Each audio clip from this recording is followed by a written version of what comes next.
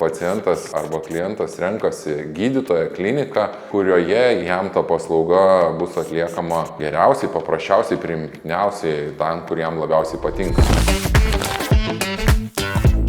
Dažniausiai, kada mes jau skubame arba priversti skausmo ieškome, kur atlikti vieną ar kitą procedūrą, apie tai jau nebegalvojam. Tai sudaro tam tikrų keblumų patiems žmonėms. Yra žymiai paprasčiau ir gydytojui, ir klientui, kada mes lankomės pas vieną gydytoją arba vienoj klinikoje, kur turim visą istoriją, žinom, kokios bėdos buvo, kokie klausimai buvo iškilę, kokie darbai buvo daryti ir kokie bus daromi. Planavimas yra labai svarbu, nes tai taupo laiką praleistą klinikoje, automatiškai taupo ir finansus. Lygiai taip pat ištikus kritiniai situaciniai skausmui, nenumatytui lūžimui ar dar kažkokiai bėdai, geriausiai yra kreiptis pas savo gydytoją, kur tą darom reguliariai. Taip yra paprasčiau gauti paslaugą ir išspręsti rūpimus klausimus.